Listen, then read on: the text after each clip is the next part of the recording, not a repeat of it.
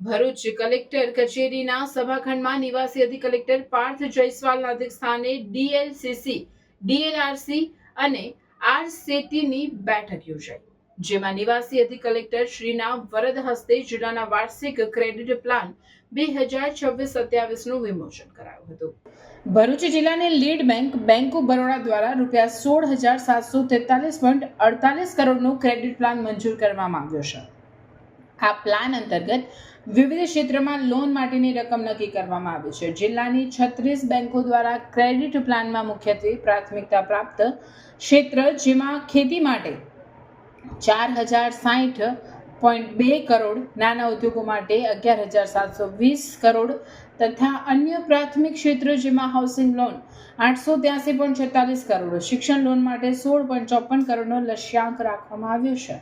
રાષ્ટ્રીયકૃત બેંકોને 6,264.62 કરોડનો લક્ષ્યાંક આપ્યો છે, જેમાં બેંક ઓફ બરોડાને 3,114.29 કરોડ, સ્ટેટ બેંક ઓફ ઇન્ડિયાને 1,427.82 કરોડ, ભરૂચ ડિસ્ટ્રિક્ટ બેંકને 1,082.37 કરોડ, ગુજરાત ગ્રામીણ બેંકને 255.34 કરોડ, એચડીએફસી બેંક 3,292.89 કરોડ પ્રમુખ લક્ષ્યાંક ફાળવ્યો છે.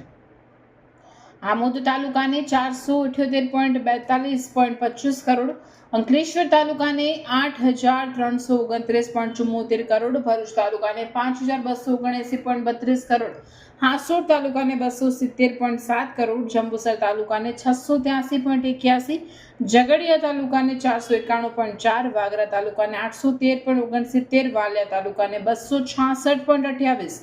તેમજ નેત્રંગ તાલુકાને 131.13 કરોડનો લક્ષ્યાંક ફાળવેલ છે. આ પ્રસંગે જિલ્લા રિઝર્વ બેંક ઓફ ઇન્ડિયાના lead district officer Chiranjeevi Kumar, Bank of બરોડાના lead district manager Anup Jyotishi, જિલ્લા ઉદ્યોગ કેન્દ્રના અધિકારી RM, State Bank of India Yadvendra Kumar Rakesh, DRM Bank of બરોડાના રાજીવ કુમાર, નાબાર્ડ અધિકારી સુજા શિબુ, આરસીટી ડાયરેક્ટર હર્ષલ પાટીલ,